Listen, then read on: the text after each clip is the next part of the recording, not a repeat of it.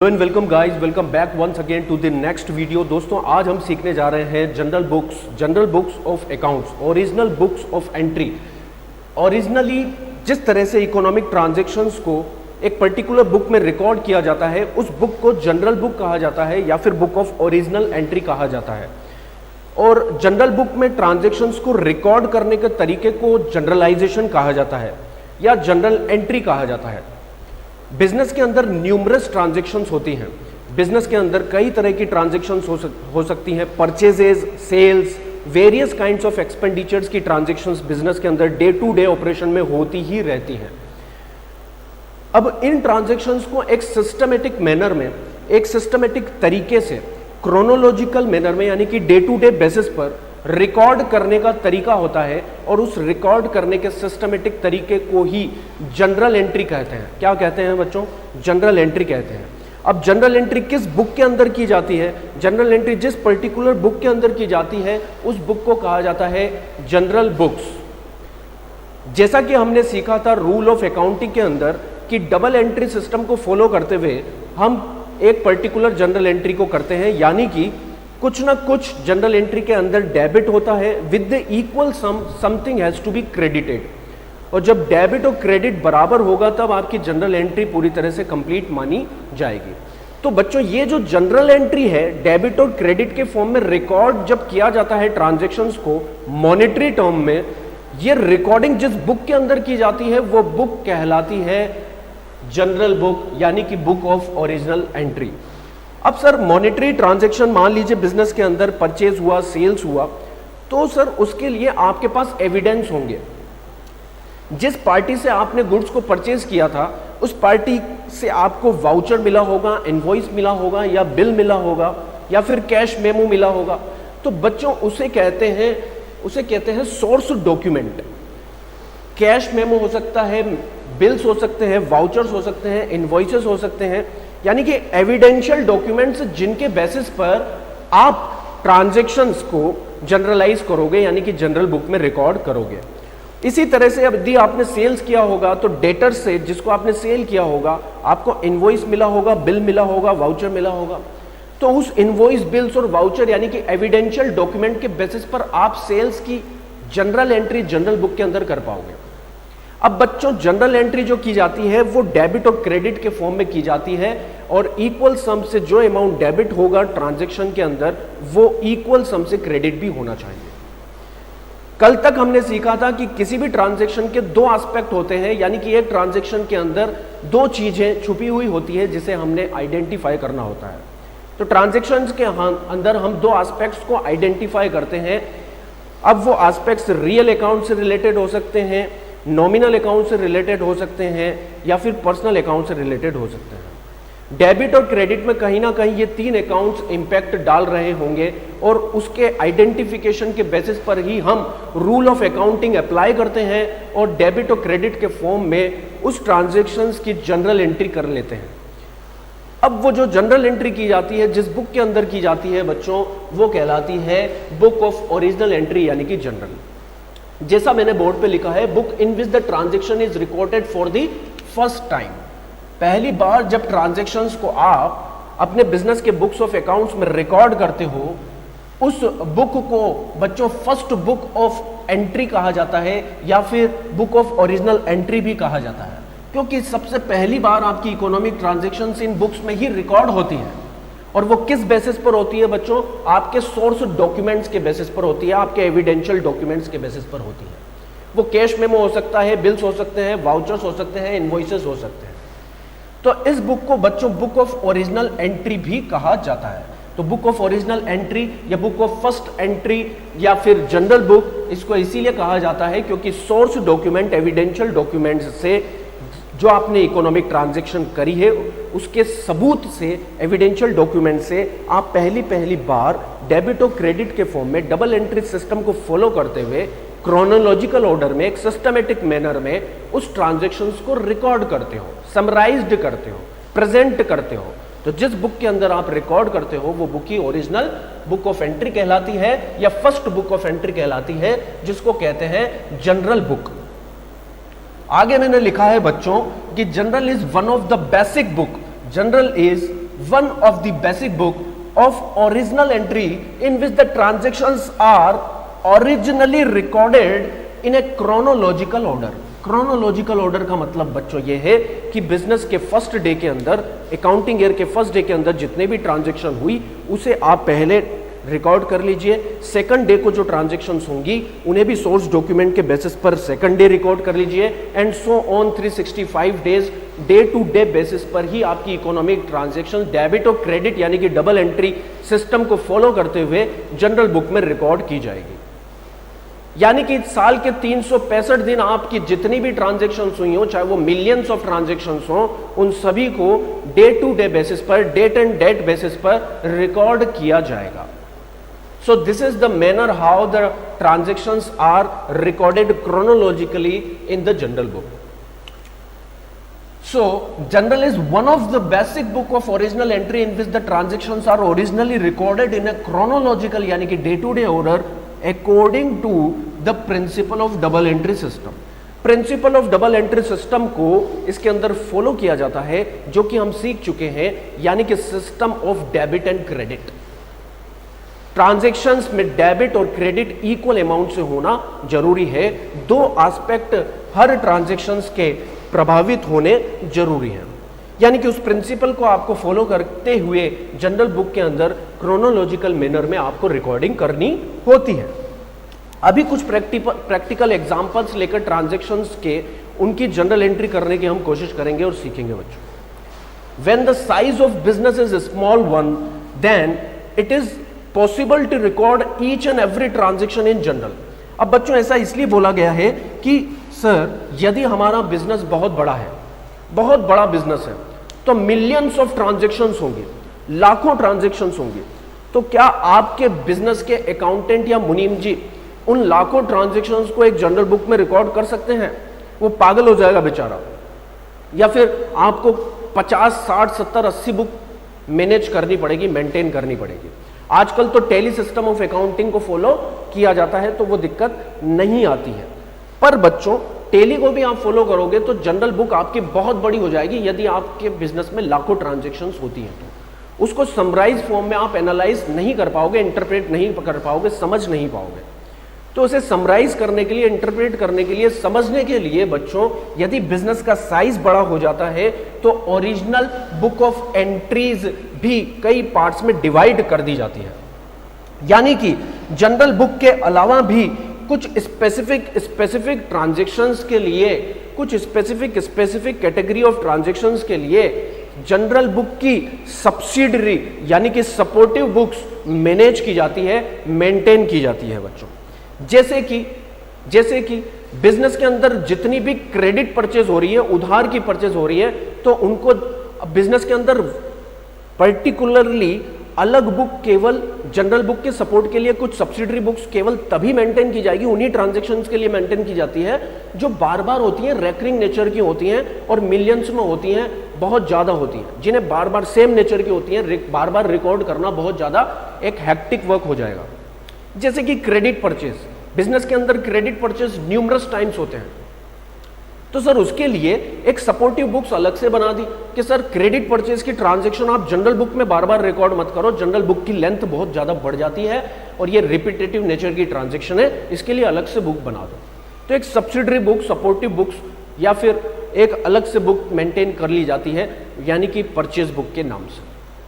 तो अब उसकी ट्रांजैक्शन जनरल बुक में आपको रिकॉर्ड करने की जरूरत नहीं है। डिटेल में देखेंगे सब्सिडरी बुक्स को भी बच्चों।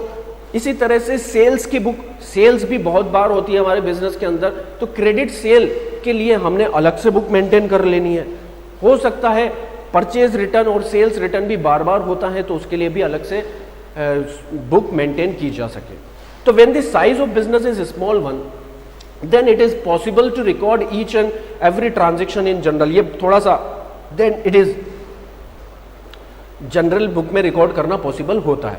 पर when the size of business is grow, it become no longer possible to record each and every transaction in the general book, as such general is subdivided।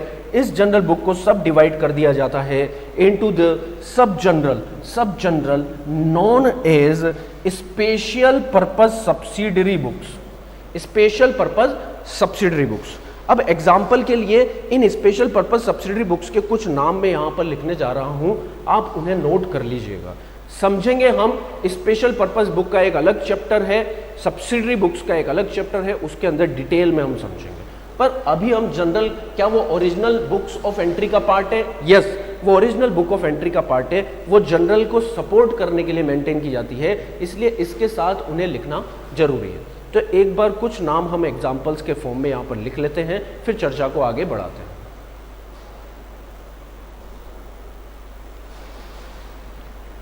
अब बिजनेस का यदि आपका स्केल बड़ा है तो बिजनेस के स्केल के हिसाब से, यदि आपकी बिजनेस की साइज बड़ी है तो बिजनेस के साइज के हिसाब से आप अपनी जनरल बुक को सब डिवाइड कर सकते हो, और कुछ सब्सिडरीज बुक्स हैं, उनमें से कुछ सब्सिडरीज बुक्स मेंटेन कर सकते हो। यदि आपका बिजनेस बहुत ही बड़ा है, ये सभी सब्सिडरीज बुक्स आपको मेंटेन करने की ज़रूरत है, नीड है, तो आप इन सबको भी मेंटेन कर सकते हो। ये सभी बुक्स ऑफ ओरिजिनल एंट्री कहलाती हैं बच्चों।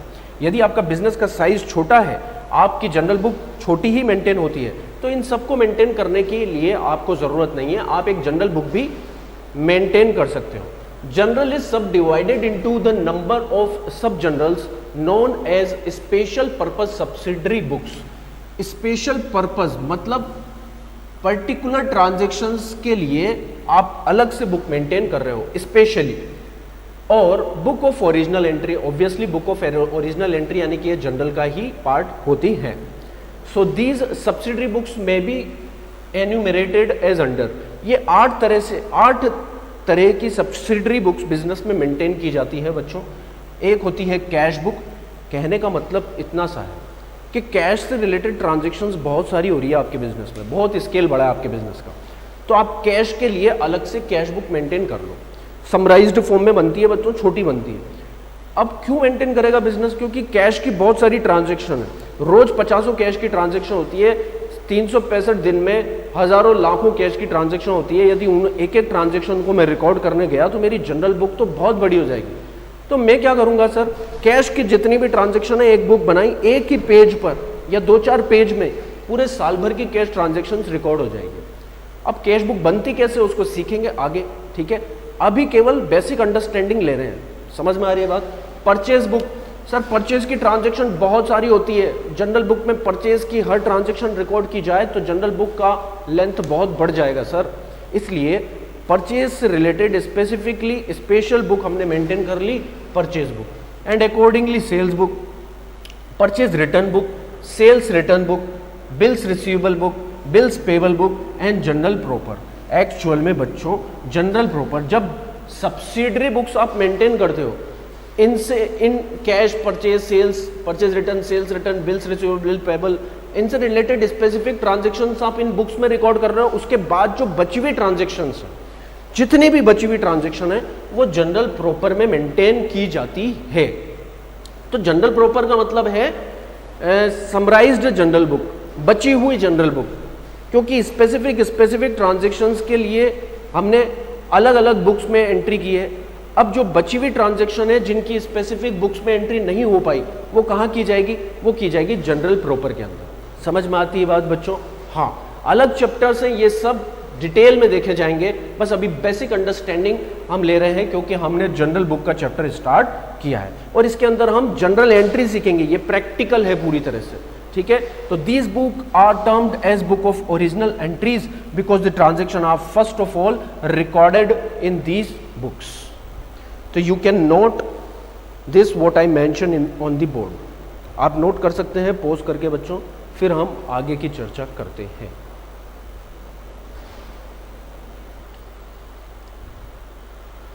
फीचर्स और कैरेक्टरिस्टिक्स ऑफ जनरल बुक की बात कर लेते हैं बच्चों। फीचर्स और कैरेक्टरिस्टिक्स में क्या क्या कवर किया जाता है, ये वो मेन फीचर्स हैं जो जनरल बुक के अंदर पाए जाते हैं, या फिर जनरल बुक इन सब चीज़ों को, इन फीचर्स को, कैरेक्टर्स को कवर करती है या बेनिफिट्स प्रोवाइड करती है, ये सब कहा जा सकता है। पहला क्या है? Transactions recorded first time under that when they took place. जब भी आपकी ट्रांजैक्शन हुई, इकोनॉमिक ट्रांजैक्शन हुई, परचेज हुई, सेल्स हुई, एसेट खरीदी, इलेक्ट्रिसिटी का बिल का पेमेंट किया, स्टेशनरी का पेमेंट किया, न्यूमरस ट्रांजैक्शंस आर देयर। जब भी ट्रांजैक्शन हुई, ट्रांजैक्शन के होते ही सेम डे सबसे पहली बार उन्हें जनरल बुक में रिकॉर्ड कर दिया जाता है। इसीलिए तो इन्हें बुक्स ऑफ ओरिजिनल एंट्री कहते हैं बच्चों। बुक्स ऑफ ओरिजिनल एंट्री इसीलिए कहते हैं क्योंकि ट्रांजैक्शन होते ही फर्स्ट डे इन ट्रांजैक्शंस को जनरल बुक के अंदर रिकॉर्ड कर दिया जाता है। So books of original entry, so first time record करते हैं, सबसे पहले ट्रांजैक्शन के होते ही उन्हें रिकॉर्ड कर दिया जाता है। ओरिजिनल एंट्री इसलिए कहते हैं क्योंकि ट्रांजैक्शन, देखना बच्चों, ट्रांजैक्शन हुई, उन्हें सबसे पहले कहां रिकॉर्ड किया? फर्स्ट टाइम जनरल बुक के अंदर। क्यों इसलिए कह रहे हैं हम ओरिजिनल एंट्री की बुक, इसको क्यों कह रहे हैं? क्योंकि इसके बाद जनरल बुक से ट्रांजैक्शन लेजर बुक में रिकॉर्ड होती है सेकंड टाइम, फिर लेजर बुक से ट्रांजैक्शन ट्रायल बैलेंस में रिकॉर्ड होती है, हाँ, और फिर ट्रायल बैलेंस से ट्रांजैक्शन फाइनल अकाउंट्स में रिकॉर्ड होती है, या तो प्रॉफिट एंड लॉस अकाउंट में या फिर बैलेंस शीट में। तो इसलिए कहा बच्चों कि ट्रांजैक्शन सबसे पहले होते ही जनरल बुक में ही रिकॉर्ड होती है, इसलिए इसे ओरिजिनल बुक ऑफ एंट्री कहते हैं। First time transactions are recorded in the journal book, so it is called book of original entry. समझ में आ रही बात बच्चों? थर्ड कैरेक्टर है each day transactions are recorded on the same day. हर दिन की ट्रांजैक्शंस यहां पर रिकॉर्ड होगी, किसी भी दिन की ट्रांजैक्शंस को छोड़ा नहीं जा सकता, ठीक है। आप चेक कर सकते हैं, ईच एंड एवरी डे की ट्रांजैक्शंस जनरल बुक में रिकॉर्ड की जाती है और उसी दिन सेम डे ही रिकॉर्ड कर ली जाती है। आज जो ट्रांजैक्शन हुई उसको कल रिकॉर्ड करेंगे ऐसा नहीं, आज की ट्रांजैक्शन आज ही पूरी तरह से रिकॉर्ड की जाएगी, टैली में अपडेट कर दी जाएगी। क्रोनोलॉजिकल ऑर्डर मेंटेन किया जाता है, ये सब चीजें समझी हुई हैं, उसको मैंने ब्रीफ में लिख दिया है बच्चों। क्रोनोलॉजिकल ऑर्डर मतलब डेट वाइज ट्रांजैक्शंस को रिकॉर्ड किया जाता है, first, second, third, fourth, fifth, six, seventh, eight, nine, 10, इसी तरह से ट्रांजैक्शंस को डेट वाइज रिकॉर्ड किया जाता है। Provide a complete picture of the transactions that is maintain the identity. अब ट्रांजैक्शंस जो भी आप रिकॉर्ड करते हो जनरल एंट्री के फॉर्म में, वो ट्रांजैक्शंस की पूरी पिक्चर को रिफ्लेक्ट करती है वो जनरल एंट्री। मतलब सर हमने सेल्स की मिस्टर राम को, तो cash account debit to sales, ये ट्रांजैक्शन हुई। क्रेडिट पर सेल करी तो mister Ram account debit to sales, right. Ram से कुछ पैसा लेना बाकी है तो Ram is receiver from business, तो राम को डेबिट कर दिया। सेल्स को क्रेडिट क्यों किया? क्योंकि sale is a income of business, ठीक है। तो सर यहां पर Ram account debit to sales से आप समझ सकते हैं कि राम को जो सेल्स की गई है वो क्रेडिट पर सेल्स की गई है, राइट। अभी हमें समझना और भी डिटेल में बाकी है, एग्जांपल्स के साथ हम समझेंगे, अभी थ्योरेटिकल पार्ट ये चल रहा है। तो सर कहने का मतलब यह है कि complete picture of the transactions को मेंटेन किया जाता है जनरल एंट्री के अंदर। मतलब जनरल एंट्री को पढ़कर आप समझ सकते हैं कि ये क्या ट्रांजैक्शन हुई होगी, ये कैश ट्रांजैक्शन हुई होगी या क्रेडिट ट्रांजैक्शन हुई होगी, ये परचेज क्रेडिट पर हुआ है या फिर कैश पर हुआ है, यहाँ पर असेट खरीदी गई है या फिर असेट बेची गई है, गुड्स खरीदा गया है या गुड्स बेचा गया है। तो आप ट्रांजैक्शन जनरल एंट्री को देखकर ही समझ जाओगे कि ये ट्रांजैक्शन कौन सी है, ठीक है। तो कंप्लीट पिक्चर यहाँ पर सॉल्यूशन है, मेंटेन किया जाता है आइडेंटिटी को। It record both debit and credit aspect of a transaction. Obviously किसी भी ट्रांजैक्शन को डेबिट और क्रेडिट के फॉर्म में यानी कि डबल एंट्री सिस्टम को फॉलो करते हुए ही रिकॉर्ड किया जाता है। तो जनरल एंट्री में डबल एंट्री सिस्टम को फॉलो किया जाता है, डेबिट और क्रेडिट एस्पेक्ट्स को क्लियर किया जाता है। डेबिट ये हुआ है, क्रेडिट ये हुआ है। Furniture purchase for cash, furniture account debit, तो हमें आइडेंटिफाई हम कर सकते हैं कि फर्नीचर डेबिट हुआ है पर्टिकुलरली, कैश अकाउंट क्रेडिट हुआ है, कितने से हुआ है, ट्रांजैक्शन की आइडेंटिटी क्या है, क्या हुआ था, क्या इवेंट रहा होगा, इस ट्रांजैक्शन के पीछे क्या घटना रही होगी जिसकी यहाँ पर रिकॉर्डिंग कर रहे हैं हम, सब कुछ पता लगाया जा सकता है। Each entry is followed by brief explanation called narration. यदि फिर भी ट्रांजैक्शन समझ में ना आए, फिर भी जनरल एंट्री देखकर समझी ना जा सके कि क्या ट्रांजैक्शन रही होगी, तो बच्चों जनरल एंट्री के नीचे ही मैंने बताया भी था कल आपको, जनरल एंट्री के नीचे ही नरेशंस लिखी जाती है। नरेशंस के अंदर ट्रांजैक्शन को डिस्क्राइब किया जाता है ब्रीफ मैनर में कि ये ट्रांजैक्शन किससे रिलेटेड है। Let's take an example. Mohan को गुड्स क्रेडिट पर सेल किया आपने 50,000 रुपए का, तो एंट्री क्या होगी? Mohan account debit to sales.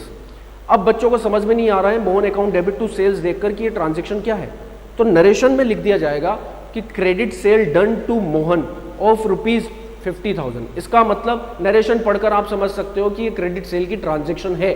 जिसको जनरल एंट्री नहीं आती वो भी समझ सकता है नरेशन पढ़कर, आउटसाइडर भी समझ सकता है, बिजनेस से डील करने वाला हर व्यक्ति समझ सकता है कि सर ये जनरल एंट्री किससे रिलेटेड है। यहाँ पर नरेशन से पढ़कर समझ में आ जाएगा कि मोहन को उधार पर माल बेचा गया है, गुड्स बेचा गया है, उससे पैसा लेना अभी बाकी है, अभी पैसा नहीं मिला है।